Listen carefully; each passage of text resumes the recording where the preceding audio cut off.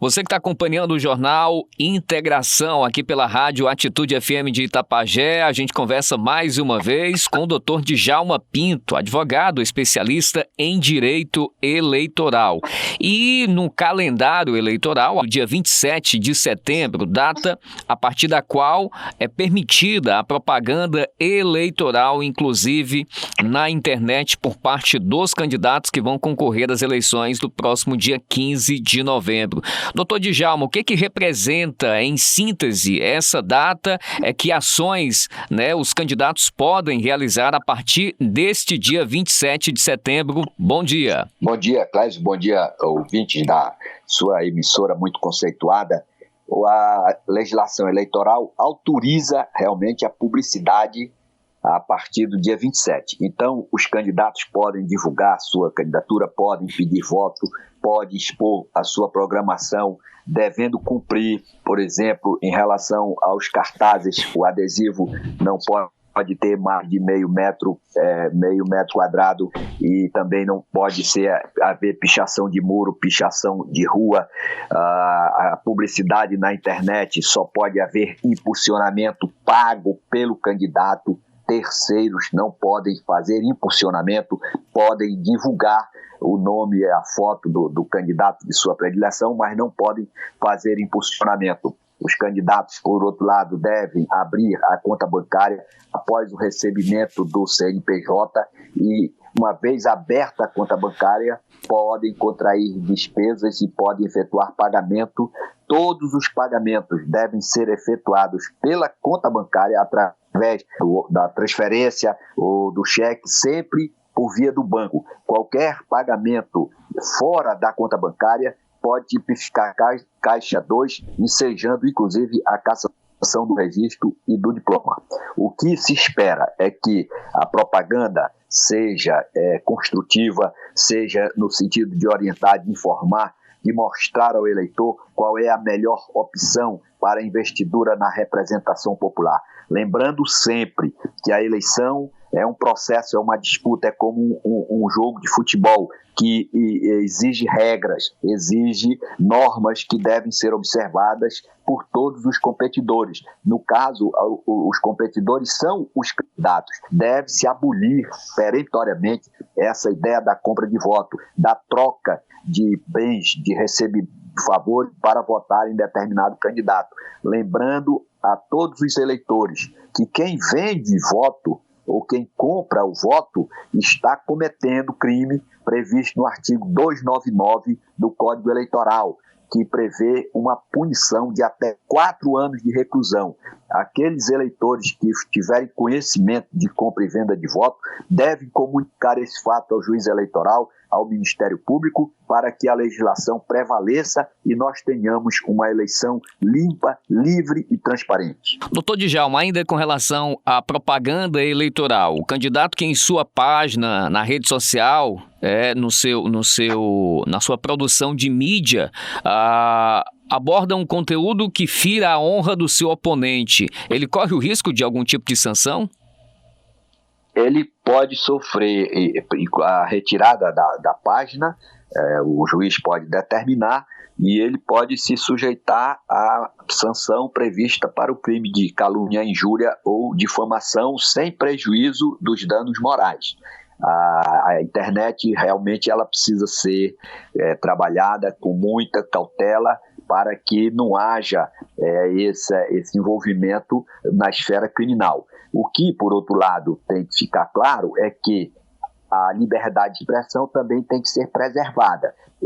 O eleitor ou o candidato não pode inventar histórias em relação ao seu adversário, aquele que está postulando uma vaga na representação popular. Mas a verdade também não pode ser obscurecida a pretexto de ofensa. Se o cidadão foi condenado, se o cidadão está sendo processado, esse fato não se trata de inverdade. A inverdade é a chamada fake news. Fake news é a mentira.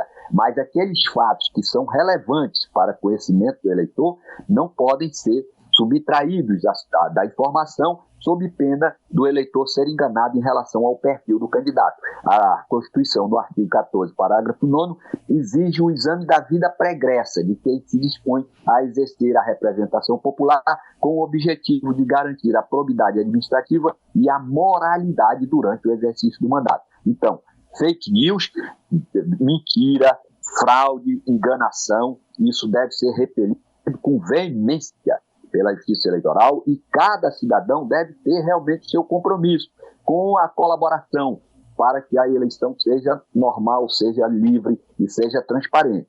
A mentira, a fake news realmente devem ser abolidas do processo eleitoral. Quando o eleitor, o candidato for postar alguma coisa na rede social, deve-se cientificar a veracidade da idoneidade da sua informação. Até porque, quando você coloca fake news, veicula fake news, mentira, para enganar o eleitor, você está perdendo a credibilidade.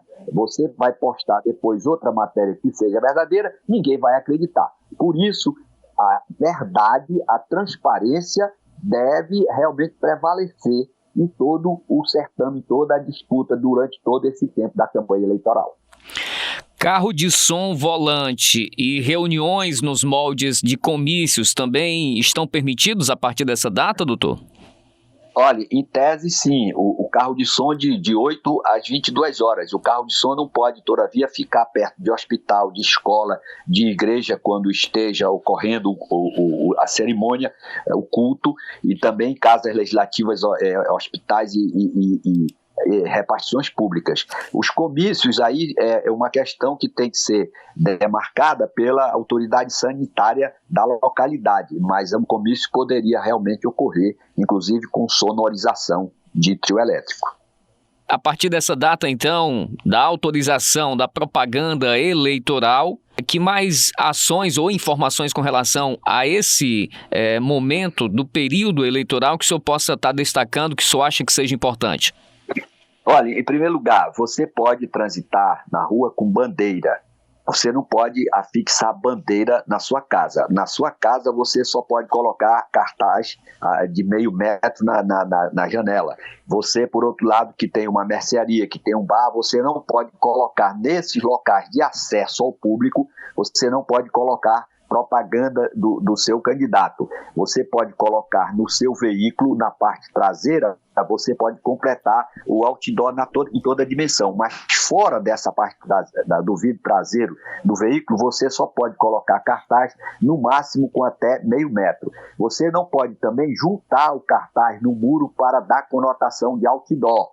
Você realmente tem que ter essas precauções para evitar de ser multado e de sofrer consequências que são desagradáveis. Então, o que é que se espera? Que cada candidato assuma com a população o compromisso de cumprir a legislação e fazer uma eleição limpa e transparente. Os candidatos a prefeito, por sua vez, devem já apresentaram, por ocasião do registro, a sua proposta de campanha, o que desejarão fazer caso sejam eleitos.